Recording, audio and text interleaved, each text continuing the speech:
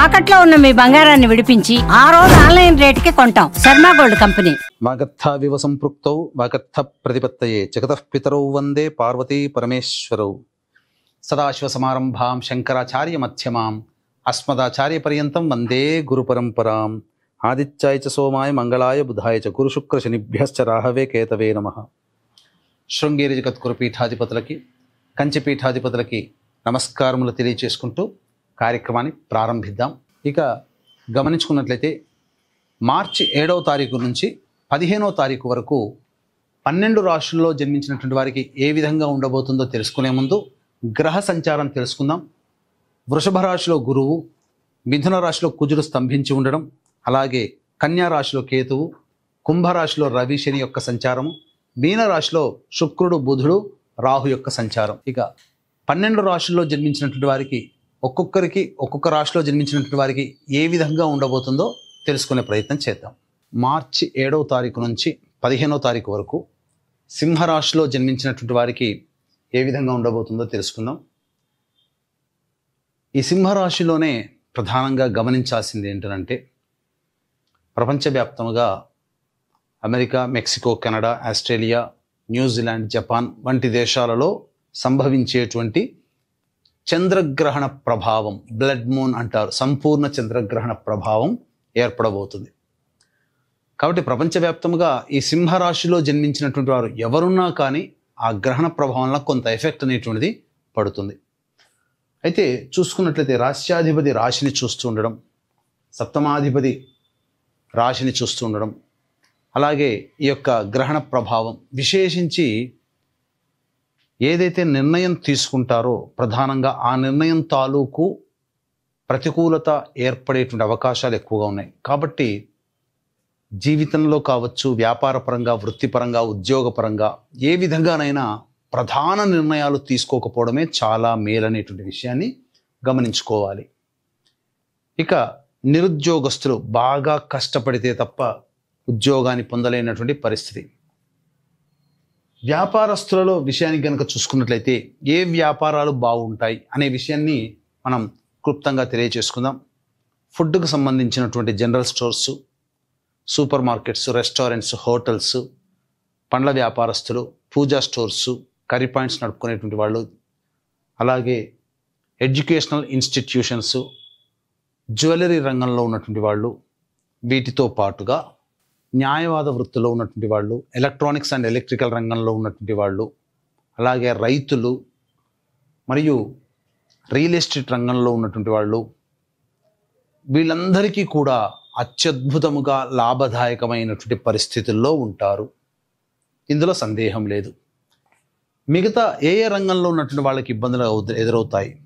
Beverages, boutiques, beauty parlour, bangle stores నడుపుకునేటువంటి వాళ్ళు, readymade garments, వస్త్ర సంబంధమైనటువంటి వ్యాపారస్తులు, మరియు C&F ఏజెన్సీ నడిపించే వాళ్ళు, వీళ్ళందరూ కూడా ప్లాస్టిక్ ఇండస్ట్రీస్లో ఉన్నటువంటి వాళ్ళు, ఐరన్, ఇనుము మరియు ఎడిబుల్ ఆయిల్స్, ఆటోమేషన్ రంగంలో ఉన్నటువంటి వాళ్ళు, అలాగే చర్మ సంబంధమైనటువంటి వ్యాపారస్తులు, వీళ్ళందరికీ కూడా ఇబ్బందికర పరిస్థితులు. ఇప్పుడు ఈ సంబంధించినటువంటి ఈ వృత్తి ఉద్యోగ వ్యాపారాల్లో ఉన్నటువంటి పనిచేసినటువంటి రంగాల్లో ఉన్నటువంటి వాళ్ళకి కొన్ని రంగాల్లో మంచి చెప్పుకున్నాం, కొన్ని రంగాల్లో చెడు చెప్పుకున్నాం. కాబట్టి దాని దార్భ్యత ఈ ఆయా రంగాల్లో ఉన్నటువంటి వాళ్ళు దానికి అనుగుణంగా మంచి అయితే మంచి నిర్ణయాలు తీసుకోవడం, చెడు ఉన్నది అని అనుకున్నప్పుడు చెడు నిర్ణయాలు, అలాగా మంచి నిర్ణయాలు తీసుకోలేకపోవడం అనేటువంటిది చేయాలి. అయితే ప్రధానంగా చూసుకున్నట్లయితే ఈ సంబంధించినటువంటి సింహరాశిలో జన్మించినటువంటి వారికి గృహ సంబంధమైనటువంటి నిర్ణయాలు తీసుకుంటారు. అంటే గృహ మార్పు కావచ్చు, లోన్లకు సంబంధించినటువంటి ఏదైనా ఎక్స్పెక్ట్ చేస్తుంటే ఆ లోన్లు రావడం కానీ, ఏదైనా కానీ గృహ అమ్మకాలు, కొనుగోలు, ఏదైనా కానీ వాహన సంబంధము, వాహన యోగము అనేటువంటిది గోచరం అవుతుంది ఈ సింహరాశిలో జన్మించినటువంటి వారికి. అయితే ప్రధానంగా గురుతర బాధ్యతలు అనేటువంటివి పెరుగుతాయి. మీరు చేస్తున్నటువంటి పని కంటే ఇంకా అదనపు బాధ్యతలు తోడవడం, శ్రమ ఎక్కువగా ఉండడము, మానసిక ఒత్తిడి ఎక్కువగా ఉండడం, ఈ కారణాల వల్ల కొంత ఇబ్బందికర పరిస్థితులు అనేటువంటివి భవిష్యత్తులో ఎదురవుతాయని చెప్పవచ్చు. ఇక వివాహ సంబంధముగా ఉన్నటువంటి వాళ్ళకి, అనగా వివాహం కాని అబ్బాయిలు అమ్మాయిలకి మంచి సంబంధాలు కుదిరేటువంటి అవకాశాలు గోచరమవుతున్నాయి. అయితే సంతానపరంగా ఎదురు చూసేటువంటి వ్యక్తులకి కూడా ఈ సింహరాశిలో జన్మించినటువంటి వారికి సంతానపరంగా కొంత లాభదాయకంగా ఉంటుంది. సత్సంతానం కలిగే అవకాశం ఉంటుంది. సంతానం అభివృద్ధిలోకి వస్తారు అని చెప్పవచ్చు. ముఖ్యంగా ఈ రాశిలో జన్మించినటువంటి స్త్రీలు జాగ్రత్తలు పాటించాలి. అయితే ఈ సింహరాశిలో జన్మించినటువంటి వాళ్ళకి ఆరోగ్యపరంగా ఇబ్బందులు ఎదురవుతాయి. కావున సయాటికా ప్రాబ్లమ్స్ వచ్చే అవకాశాలు గోచరమవుతున్నాయి. కాబట్టి జాగ్రత్తలు పాటించండి. అలాగే ఎక్కువగా తల తిరగడము, నర సంబంధమైనటువంటి నరాలకు సంబంధించినటువంటి వీక్నెస్ ఏర్పడడం, తద్వారా ఈ సింహరాశిలో జన్మించినటువంటి కొన్ని ఇబ్బందికర పరిస్థితులు అనేటువంటివి ఎదురవుతాయి. కాబట్టి ముఖ్యంగా ఆయా నిర్ణయాలు ప్రతిరోజు చేయాల్సినటువంటి పనులలో ఏవైనా కానీ ఉంటాయి, అవి నెరవేర్చుకోక తప్పదు. కానీ జీవితంలో పైకి వచ్చేటువంటి నిర్ణయాలు ఏవైతే ఉంటాయో వాటిని జాగ్రత్తగా అమలుపరచడం కానీ, లేకపోతే నిర్ణయాలు వాయిదా వేసుకోవడం కానీ, లేకపోతే అటువంటి వాటిని పెద్దల యొక్క సలహాకారాలతో వాటిని అమలుపరచడం కానీ చేసుకోవాలి తప్ప తొందరపాటుతనము అనేటువంటిది పనికిరాదు. ఇవి మనం చెప్పుకునేటువంటిది. అయితే సాధారణంగా ఈ చెప్పినటువంటి విషయాలు దైనందిన కార్యక్రమాలు కొన్ని తేడా ఉంటాయి. కాబట్టి 7వ తారీఖు నుంచి 15వ తారీఖు వరకు ఆయా రోజుల్లో ఏ విధంగా ఉండబోతుందో మనం తెలుసుకుందాం. ముఖ్యంగా 7వ తారీఖు రోజున ఈ సింహరాశిలో జన్మించినటువంటి వారికి ప్రధానంగా ఉద్యోగ సంబంధమైనటువంటి సమస్యలు తీరుతాయి. నిరుద్యోగస్తులకి ఉద్యోగం లభించే అవకాశం గోచరమవుతుంది. ఇక 8, 9 తేదీల్లో కనుక చూసుకున్నట్లయితే అన్ని రంగాల్లో ఉన్నటువంటి వారికి లాభదాయకమైనటువంటి పరిస్థితి గోచరమవుతుంది. కాబట్టి ఏ విధంగా చూసుకున్నా 7, 8, 9 తారీఖుల్లో సింహరాశిలో జన్మించినటువంటి వారు మంచి శుభ ఫలితాలే పొందుతారు. ధనాదాయం కూడా చాలా చక్కగా ఉంటుంది. 10, 11 తారీఖులు జాగ్రత్తలు పాటించండి. ముఖ్యంగా ఖర్చులు అధికంగా ఉంటాయి. మానసికమైనటువంటి ప్రశాంతత లోపిస్తుంది. ఇది మనం చెప్పుకోవచ్చు. 12, 13, 14 తారీఖుల్లో 14వ తారీఖు రోజున గ్రహణం ఏర్పడబోతుంది. అయితే ప్రధానంగా పెండింగ్లో ఉన్నటువంటి పనులను పూర్తి చేయాలనే ఆలోచన మీకు కలుగుతుంది.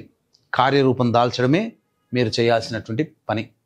కాబట్టి గ్రహణ ప్రభావం నెగిటివ్ ఎఫెక్ట్ని ఇస్తున్నప్పటికీ కూడా పనులను పూర్తి చేసుకునే అవకాశాన్ని మాత్రం వదిలిపెట్టకండి. పనులను పూర్తి చేసుకునే విధానంగా మీ దినచర్య ఉండాలి. ఇక 15వ తారీఖు రోజున మాత్రం ఖర్చులు అధికంగా ఉంటాయి. కుటుంబ సమస్యలు పెరుగుతాయి. కుటుంబ పరంగా ఇబ్బందులు అనేటువంటివి ఉంటాయి. కాబట్టి ఇంతకుముందు చెప్పుకున్నట్టుగా ప్రధానంగా సింహరాశిలో ఏర్పడుతున్నటువంటి గ్రహణమే ఎక్కువగా ఇబ్బందికర పరిస్థితులు అనేటువంటివి కలుగుతున్నాయి. అయితే భారతదేశంలో కనిపించదు కదండి, మరి నియమాలు పాటించాల్సిన అవసరం లేదు కదా అంటే వాస్తవం. నియమాలు పాటించాల్సిన అవసరం లేదు. యథావిధిగా మన పనులన్నీ మనం చేసుకోవచ్చు. కాకపోతే ప్రపంచవ్యాప్తంగా గ్రహణ ప్రభావం ఏర్పడుతున్నప్పుడు ఇదంతా కూడా మనం ఈ యొక్క భూమి మీద నివసిస్తున్నాం కాబట్టి ఆ గ్రహణ ప్రభావం కొన్ని రాశుల వారికి ఏర్పడుతుంది. ఏ రాశుల వారంటే మేష, వృషభ, కర్కాటక, సింహ, కన్య, వృశ్చిక, ధనుస్సు, మకర, కుంభ రాశిలో జన్మించినటువంటి వారికి ఈ గ్రహణ ప్రభావం ముఖ్యంగా సింహరాశిలోనే ఏర్పడుతుంది. కాబట్టి 14వ తారీఖు రోజున, మార్చి 14వ తారీఖు రోజున గ్రహణ దోష నివారణ హోమాలు అనేటువంటి 9 గంటలకి ప్రారంభమవుతాయి. పర్ హెడ్ 2100 రూపాయలకి.